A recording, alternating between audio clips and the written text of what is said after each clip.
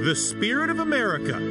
One path we shall never choose, and that is the path of surrender or submission. If we falter in our leadership, we may endanger the peace of the world. You and I have a rendezvous with destiny. We are and always will be the United States of America. And the reality of the future we now face.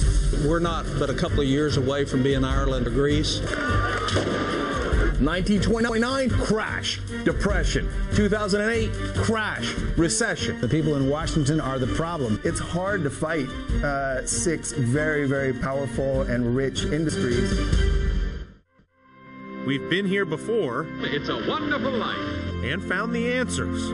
Now 64 years later, live from that same iconic town that inspired a movie and inspired a nation. We begin the Steel on Wheels tour, focused on finding solutions to our problems and getting us out of the mess we're in. You've been given a great gift, George. The show starts right now.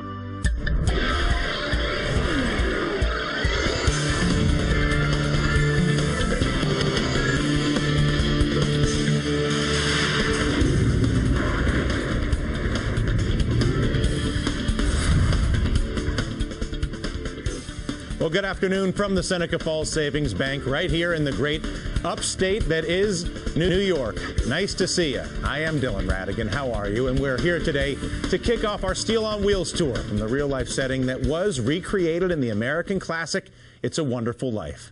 Many of the same struggles George Bailey faced all those years ago mirror what the American people are facing a half a century later. Whatever your perspective, America needs a jobs movement. Whether it's the rigged trade policies, the big bank stranglehold, the tax code, or the high cost of health care. The result, as we all know by now, a complete lack of investment in America. While Wall Street closes out its most profitable two-year stretch ever, and multinational corporations continue to prosper at the expense of American jobs. That's why we're here today. And it's also why we'll be traveling to Philadelphia and St. Louis tomorrow and Friday. And more importantly, why we will continue our cross-country journey in the months to come. Steel on Wheels, quite simply, is about bringing jobs back. It's about economic liberation for all in this country. About ending the days when six industries control our government. And most importantly, perhaps, it's about celebrating the incredible spirit that is America. The innovation and determination that has brought us this far and will surely lead us back to greatness. I'm proud to be joined today by a pair of experts who I consider two of the most qualified people to discuss how we go about doing that. Former federal banking regulator William Black and renowned economist Peter Marisi, and it's a pleasure to have both of you here at Seneca Falls. How are you guys?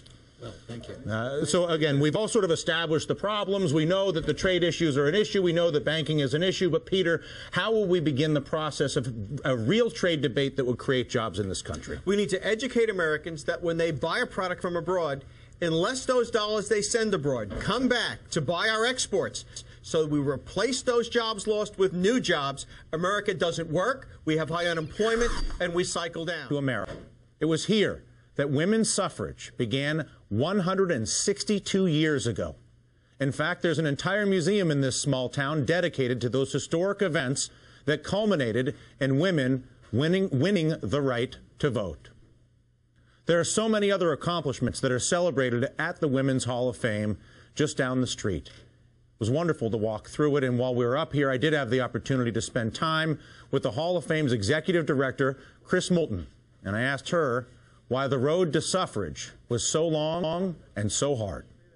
It was a very radical idea for people, and in fact, most of the people who were instrumental in that movement did not live to see the right to vote. If you really believe in a cause, any cause, whether it's the women's rights movement or any other cause, you're willing to lay down your life, so to speak, for the cause, and you know that the end result will be that other people are better for your work, whether you actually get the benefits of that work or not. How would you characterize the state of women's rights and women's liberation in America today? That's a great question. I think certainly, you know, to quote the old Virginia Slims motto, we've come a long way, baby. But to quote Susan B. Anthony, failure is impossible. I think there's so much that women have accomplished in America today. Certainly, it's not uncommon now for women to be running for the top seats in our government, but 17 other countries already have female heads of state. The United States hasn't done that. I also think in America, anything is possible. You know, Wilma Rudolph once said the potential for greatness lies within each of us. And I think it's inherent at this moment in our history for each of us to find that greatness and really use it for the larger good. And still ahead on this special edition of the DR Show, our interview with the last surviving cast member of It's a Wonderful Life. You know her as Zuzu, and she's got ideas on reigniting the spirit of America after this. And we need to kind of realize that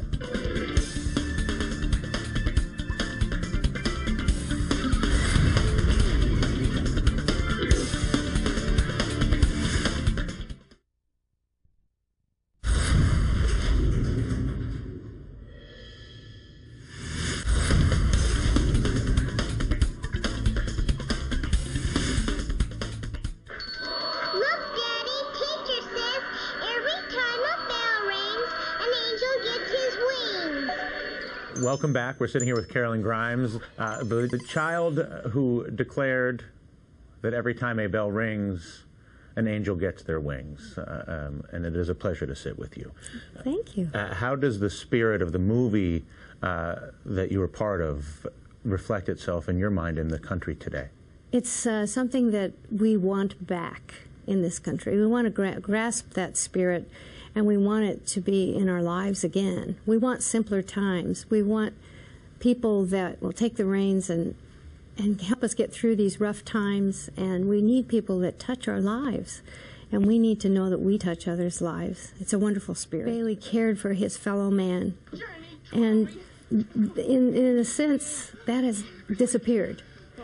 It's now all about greed and money and what can I do for myself. George never looked at things like that. And as in your own life, having been so young when the movie came out, 6 years old, how in your mind did we go off of that path? Well, there's so many ways. What are you talking about? I'm talking about caring for each other. I'm talking for keeping jobs available for people, for keeping funds available for the small businesses, for encouraging people to be the land of opportunity, to do free enterprise, and to be able to support that. And slowly but surely it's drying up and going away because we don't have the kind of support that the big people in the big places aren't there to help us. Yeah. No. Well, listen, I figure we used to have slaves in this country. We overcame that. Women's suffrage obviously started in this town as well. That was a 70-year undertaking. And so at least for me, as bleak as it seems sometimes, and boy, it's difficult. You look at some of these things. But at the same time, I look at the resilience, I look at the spirit of renewal, and look at the history of change in this country and think to myself that as daunting as this may be, that these challenges too can be overcome. Well, this little show of spirit here in the museum is an indication of what people can do when they get together and they really want something to happen. It's a leap of faith, but it can happen. You want to give us the line? Daddy, teacher says, every time a bell rings, an angel gets his wings. And I believe it. A pleasure. Thank you. You so much. Carolyn Grimes, It's a Wonderful Life. We're back here from Seneca Falls right after this.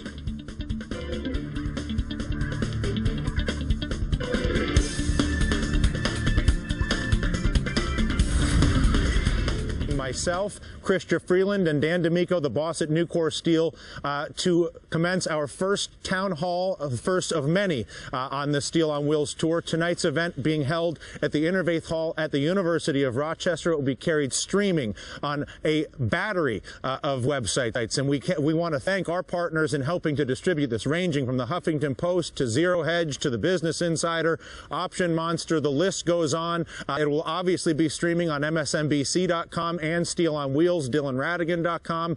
That starts this evening at 7 o'clock live from the University of Rochester.